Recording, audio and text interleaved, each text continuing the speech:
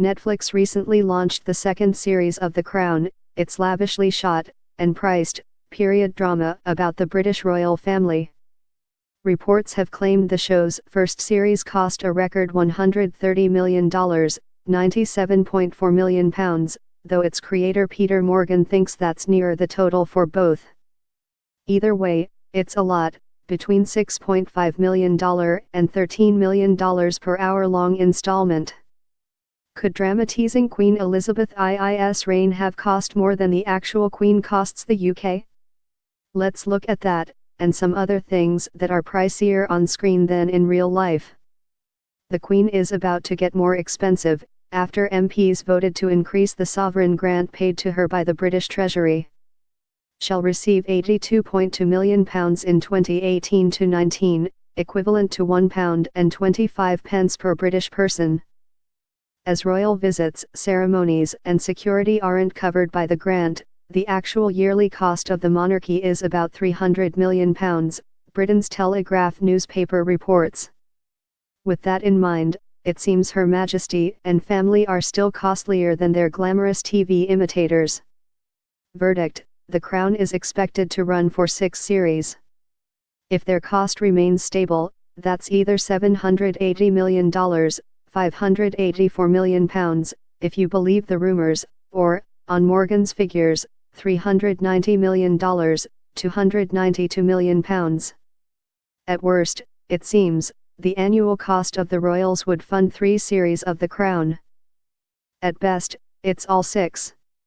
Earlier this month, it emerged that the Pentagon had spent more than $20 million from 2007 to 2012 on a secret program to investigate unidentified flying objects, UFOs. The news was greeted with incredulity.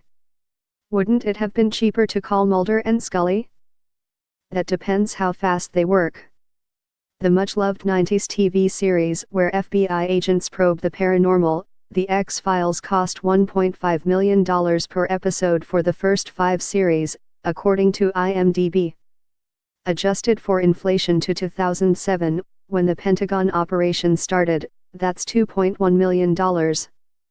Verdict: The Department of Defense could have borrowed the intrepid agents for roughly 9.5 episodes. Good value? Maybe. Number of aliens encountered by Fox Mulder and Dana Scully, several. Number the US government owns up to, none so far. Back in 1997, it was a rite of passage to sob through the epic disaster romance Titanic to the ubiquitous strains of Celine Dion. Leo DiCaprio and Kate Winslet captured hearts as the doomed lovers Jack and Rose, but 11 Oscars came at a price, $200 million. So which cost more, the movie or the unlucky vessel? Construction of the real-life Titanic began in 1909, and it was built and furnished for an estimated $7.5 million.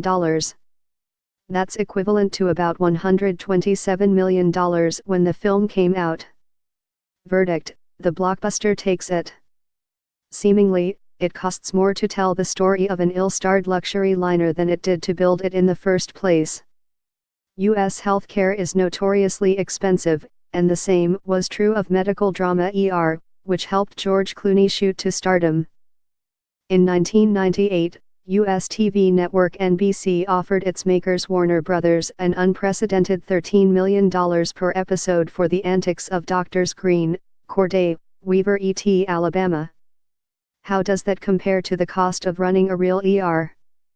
The John H. Stroger Jr. Hospital, in Cook County, Illinois, was the model for fictional Cook County General Hospital, and kindly gave the BBC a breakdown. Its emergency department takes about $41 million a year to run, including staff and supplies.